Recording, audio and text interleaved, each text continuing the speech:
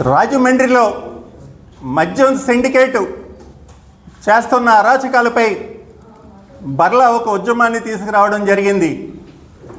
గత 2 మాసాలుగా మీడియా మిత్రులు కానీ, ప్రముఖ వ్యక్తులు కానీ, రాజకీయ నాయకులు కానీ, ప్రజలకు కానీ క్షుణ్ణంగా మనం ప్రతి విషయాన్ని తీసుకెళ్ళడం జరిగింది. అసలు ఏంటి ఈ మద్యం మాఫియా, ఏంటి ప్రజల ప్రాణాలతో చెలగాటాలు ఏంటి, అసలు ప్రజా సమస్యలకి సంబంధం ఏంటి, ఈ అన్నిటి మీద కూడా బర్లా ఒక ఉద్యమాన్ని తీసుకొచ్చి అంచెలంచెలుగా ఈ ఉద్యమాన్ని మనం తీసుకెళ్ళడం జరుగుతూ ఉంది. ఈ క్రమంలో ఎవరైతే ఈ మద్యం సిండికేట్లో ఉన్న వ్యక్తులు ఉన్నారో వాళ్ళ డైరెక్ట్ ఆడియోలన్నీ కూడా మనం రిలీజ్ చేయడం జరిగింది. ఆడియోలన్నీ కూడా ఎవరా అని మనం చూస్తే తెలుగుదేశం పార్టీ సిటీ ప్రెసిడెంట్ మధ్య రాంబాబు, తెలుగుదేశం పార్టీ మాజీ కార్పొరేటర్ కిలపర్తి శ్రీనివాస్, ఎక్సైజ్ శాఖ సిఐ రెడ్డి త్రినాథరావు, ఈ వ్యక్తులందరూ కూడా బయటకు వచ్చారు. అసలు ఈ వ్యక్తులకి మద్యం సిండికేట్కి సంబంధం ఏంటని అనేక సార్లు మనం ఆలోచించడం జరిగింది. ఎక్సైజ్ శాఖ అధికారిగా ఉన్న ఒక సిఐ, సర్కిల్ ఇన్స్పెక్టర్, పై అధికారులకి మీరంతా కూడా ముడుపులు ఇవ్వాలని మద్యం షాప్ నుంచి 1,20,000 రూపాయలు వసూలు చేస్తూ ప్రతి నెల తీసుకోవడం ఆడియోలో మనం అందరం కూడా విన్నాం. మరి రెండో విషయం, కిలపర్తి శ్రీనివాస్ ఎమ్మెల్యే గారికి 1,40,000 రూపాయలు ప్రతి మద్యం షాపు కట్టాలని హుకుం జారీ చేసి 1,40,000 రూపాయలు ఆయన వసూలు చేయడం ఆడియోలో మనం అందరం విన్నాం. అలాగే మధ్య రాంబాబు గారు సిండికేట్ అంతా కూడా ఒక చాటకు రండి, బెల్ట్ షాపులు ఎలా పెట్టుకోవాలి, ఎంఆర్పి వైలేషన్ చేసి ప్రతి బాటిల్పై 10 రూపాయలు ఎలాగ అమ్మాలి, నకిలీ మద్యాన్ని ఎలా తెచ్చుకోవాలి, కల్తీ మద్యాన్ని ఎలాగ అమ్మాలి అన్న ఆడియో కూడా మనం అందరం చూసాం.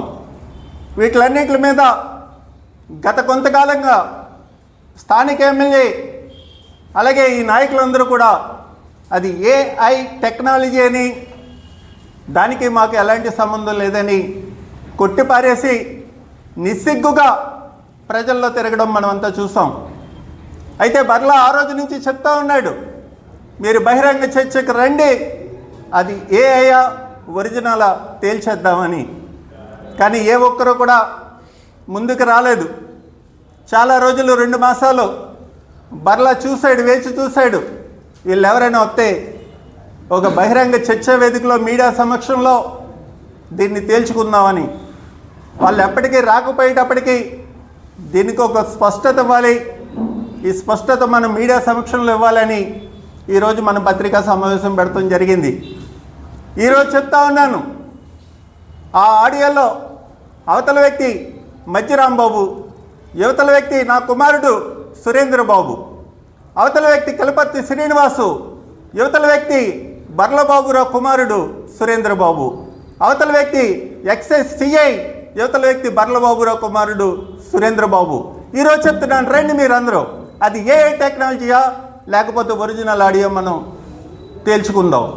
ఇప్పటికైనా మీరు నిస్సిగ్గుగా తిరగడం మానేసి ప్రజాక్షేత్రంలోకి వచ్చి ప్రజలకు క్షమాపణ చెప్పి మీరు పార్టీకి కూడా క్షమాపణ చెప్పవలసిన అవసరం ఉందని ఈవేళ తెలుగుదేశం పార్టీ నాయకుడిగా కాకుండా బలహీన వర్గాల ప్రతినిధిగా ఈ జిల్లా అధ్యక్షుడిగా నేను డిమాండ్ చేస్తూ ఉన్నాను. ఎందుకంటే రాజకీయాల్లోకి వచ్చిన ఏ వ్యక్తి అయినా కూడా వ్యాపారాలు చేయొచ్చు, కానీ వ్యాపారాలు దుర్వినియోగం చేసి అవినీతి సొమ్ముతో సామ్రాజ్యాన్ని నిర్మించుకోవడం తప్పది. దాన్ని విస్మరించి మీరు రాజకీయాలు సంపాదన ధ్యేయంగా మీరు అందరూ కూడా నడుచుకుంటున్నారు కనుక తక్షణం మీరు మీ పదవులకు రాజీనామా చేయాలి, చేసి బహిరంగంగా ప్రజలకు క్షమాపణ చెప్పాలి. ఆ రోజు వరకు ఈ ఉద్యమం ఆగదని బర్లా తెలియజేయడం జరిగింది. ఇవన్నీ పక్కన పెడితే ఎమ్మెల్యే గారిని నేను సూటుగా అడుగుతూ ఉన్నాను, అయ్యా రాజమండ్రిలో మద్యం షాపులు పెట్టారు, ఎక్కడ పెట్టారో తెలీదా మీకు? ఓ ప్రజాప్రతినిధిగా, ఒక నగరానికి సంబంధించిన ఎమ్మెల్యేగా మీరు ఉన్నప్పుడు ఆ మద్యం షాపు గుడి దగ్గర ఉందా, బడి దగ్గర ఉందా, మహిళలు సంచరించే బస్టాండ్ల దగ్గర ఉందా? చూసుకోవాల్సిన బాధ్యత మీది కదా. ఒకవేళ ఆరోపణలు వచ్చినాయి, ఆరోపణలు వచ్చిన తర్వాతనే మీరు వెళ్ళి పరిశీలన చేసి వాటిని తొలగించవలసిన బాధ్యత స్థానిక ఎమ్మెల్యేగా మీకుందా లేదా తెలియచేయమని నేను బహిరంగంగా అడుగుతా ఉన్నాను. ఏకేసీ కాలేజీ ఉంది. ఏకేసీ కాలేజీలో చదివే పిల్లలందరూ కూడా బలహీన వర్గాలకు చెందిన పిల్లలు ఉంటారు, పేద పిల్లలు ఉంటారు. అది ప్రజల కోసం పెట్టిన కాలేజీ. కాలేజీకి ఎదురుగా మీరు బ్రాంచ్ షాప్ పెట్టి సమాజానికి ఏం మెసేజ్ ఇస్తున్నారు? లాలా చెరువులోని వైజాగ్ వెళ్ళే వాళ్ళు కానీ, కాకినాడ వెళ్ళే వాళ్ళు కానీ, ఎంప్లాయీస్ కానీ, ఉద్యోగస్తులు ఎవరైనా కూడా, వ్యాపారస్తులు కానీ ఆ బ్రాంచ్ షాప్ దగ్గర నుంచొని గంటల గంటల నుంచొని బస్సులు ఎక్కడం మనందరికీ తెలీదా? పోనీ మీకు ప్రజాప్రతినిధిగా మీకు తెలీదా? రాజమండ్రి ఎమ్మెల్యేగా ఉన్న మీరు తెలుసుకోవాల్సిన బాధ్యత లేదా? నేషనల్ హైవేలో 4 మద్యం షాపులు పెట్టారు. నేషనల్ హైవేలో ప్రమాదాలు ఎలా జరుగుతున్నాయి? మొన్న కర్నూలులో మనం చూసాం. నేషనల్ హైవేలో ఉన్న బ్రాంచ్ షాప్లో వాడు మద్యం మాటలు కొనడం వల్ల వాడు చనిపోవడమే కాకుండా అపసొమ్ము తెలియని 22 మంది బస్సులో అగ్నికి ఆహుతైపోయారు. అది నిజం కదా ఎమ్మెల్యే గారు? నేషనల్ హైవేలో ఎలాంటి జీవో ఉన్నా కూడా దాన్ని అనుమతించకపోవడం మీ ధర్మం కదా? ప్రజాప్రతినిధిగా ప్రజలకు ప్రాణాలు కాపాడవలసిన బాధ్యత మీకు లేదా? ప్రజాప్రతినిధిగా ప్రజల క్షేమం కోరుకోవలసిన బాధ్యత మీకు లేదా? 22 మంది అగ్నికి ఆహుతవుతూ ఉంటే వాళ్ళ అహంకారాలు మీరు ఒకసారి ఊహించుకోండి ఎమ్మెల్యే గారు. నేను అడుగుతా ఉన్నాను, వాళ్ళకి ఏ పాపం తెలుసు? ఎవరి స్వార్థానికి మద్యం షాప్ పెట్టాడు హైవేలో? ఎవరి స్వార్థానికి 22 మంది అగ్గిలో కాలిపోయారు? అదే మన కుటుంబంలో జరిగితే మనం ఏమైపోతాం? ఎమ్మెల్యే గారు మిమ్మల్ని అడుగుతున్నాను సూటిగా, మీరు ఆలోచించండి. ఏకేసీ కాలేజ్ ఎదుర్కొన్న బ్రాంచ్ షాప్ ఏంటో మీరే సమాధానం చెప్పాలి. అలాగే నేషనల్ హైవేలో ఉన్న బ్రాంచ్ షాపుల కోసం మీరు సమాధానం చెప్పాలి.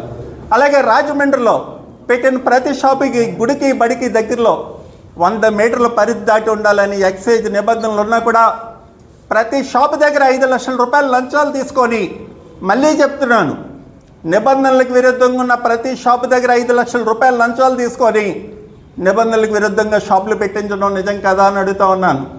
వీటిలన్నిటికీ సమాధానం చెప్పవలసింది ఎమ్మెల్యే. ఎందుకంటే మధ్య రాంబాబు చేసినా, కిలపతి శ్రీనివాస్ చేసినా దాని అధినాయకుడిగా బాధ్యత వహించవలసింది మీరే. ఎందుకంటే గౌరవ శాసనసభ్యులుగా ప్రజల ఓట్లతో గెలిచిన వ్యక్తిగా ఉన్నారు మీరు. వీళ్ళందరూ కూడా నామినేటెడ్ పదవుల్లో వచ్చారు. మీరు నియమిత వచ్చిన వాళ్ళు వీళ్ళంతా కూడా, వీళ్ళెవరికి ప్రజలు ఓట్లు వేసి పదవులు ఇవ్వలేదు. అలాంటి సమాధానం కూడా మీరే చెప్పాలని ఈవేళ నేను పత్రికా ముఖంగా అడుగుతూ ఉన్నాను. అలాగే మరొక విషయం, మొన్న బార్లు లైసెన్సులు ఇచ్చారు. బార్లు ఏ నిబంధనలతో ఇచ్చారు? బార్లన్నీ కూడా ఒక చీకటి గదిలో పెట్టి మీ అనునయులకి బార్ లైసెన్సులు ఇప్పించడం నిజం కాదా అని అడుగుతున్నాను. దాని మీద ఒక సిట్ ఎంక్వైరీ చేయించండి, లేకపోతే రిటైర్డ్ జడ్జితో మీరు ఎంక్వైరీ చేయించండి. బార్లన్నీ కూడా ఏ రకంగా వాళ్ళకి అనుమతులు వచ్చినాయో బయటకు వస్తూ ఉంటుంది. ప్రజాస్వామ్యంలో ప్రజలకు సేవ చేస్తానని వచ్చి ప్రజలకు సేవ చేయడం కాకుండా డబ్బే పరమవధిగా మనం జీవించడం నిజమా అని అడుగుతూ ఉన్నాను. అది ఎంతవరకు కరెక్టు? తెలుగుదేశం పార్టీ దీన్ని సపోర్ట్ చేస్తుందా, లేకపోతే మహాత్మా గాంధీ కళలు నిజమవుతాయా? ఈ రెండు సమాధానం చెప్పాలి. అందుకనే ఈరోజు మనం 2 జెండాలు పట్టుకొచ్చాం. గాంధీ గారి ఆశయం బ్రాంచ్ షాపుల మీద ఏ ఒక్క సంకల్పంతో గాంధీ గారు పోరాడారో ఆ ఉద్దేశంతో మనం ఒక జాతీయ జెండా పట్టుకొచ్చాం.